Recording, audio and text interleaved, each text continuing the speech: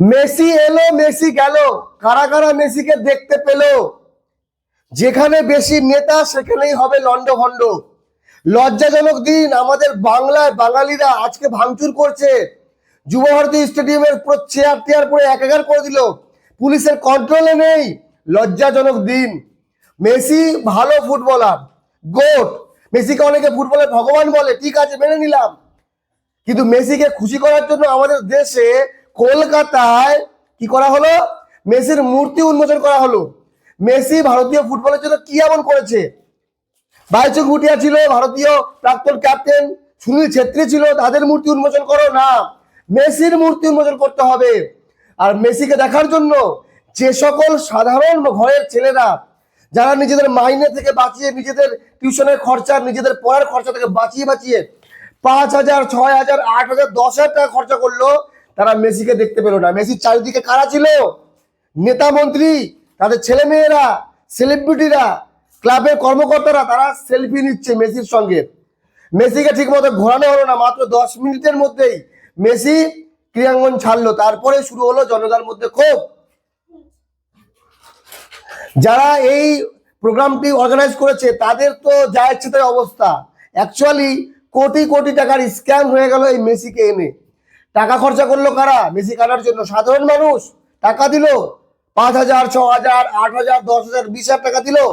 সাধারণ যারা দেখবে মেসিকে এক ঝলক, মেসি একটা কিক করবে, একটা গোল পোস্টে বল মারবে, এগুলো দেখা তো স্বপ্ন। জাস্ট মেসির মুখ দেখবে, কিন্তু কেন দেখতে পাইনি? পাশের ভিডিও দেখতে পাচ্ছেন, মেসির মুখ দেখার মতো নেই। অ্যাকচুয়ালি আমরা বাড়িতে বসে বসে লাইভ টিভিতে মেসির মুখ ভালো দেখলাম, ভালো মতো দেখলাম, কিন্তু যারা মাঠে গিয়েছে তারা হয়তো মেসিকে চিনতেই পারেনি কোনটা মেসি। শুধু মাথা গিজগিজ করছে। মেসির চারিদিকে মিডিয়া, কেন এত? যখন জনগণকে টাকা নেওয়া হয়েছে জনগণের থেকে, তাহলে অবশ্যই মেসি আর যে দুজন ফুটবলারকে এনেছে তাদেরকে সামনে দিয়ে হাঁটাতো, পেছনে নেতারা থাকতো না। নেতারা ফুটেজ খাওয়ার চেষ্টা করছে ভাই। যাই হোক, আপনাদের মতামত জানাবেন। আমাদের দেশের ফুটবল উন্নতি এই জন্যই হয় না, কারণ যেখানে নেতা বেশি, যেখানে মাথা বেশি, তখন ওখানে মাথা কোন দিকে যাবে সেটা কিন্তু বোঝা যায় না।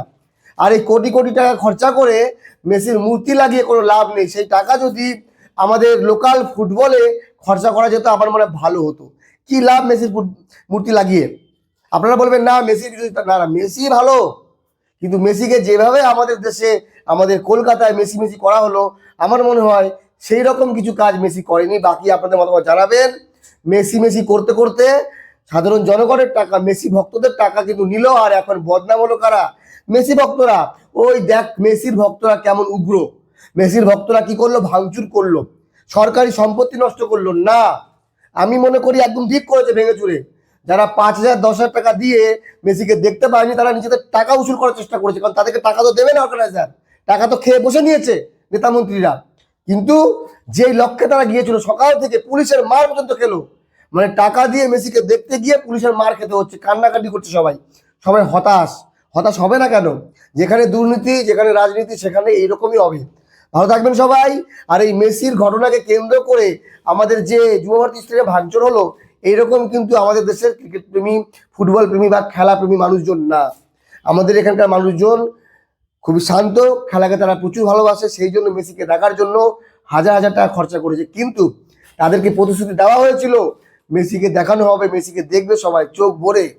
চোখ ভরে তো বাদ দেন, এক ঝলক দেখতে পাইনি। তো এইরকম প্রতিক্রিয়া হবে, এটা স্বাভাবিক। তো এতে কিচ্ছু করার নেই।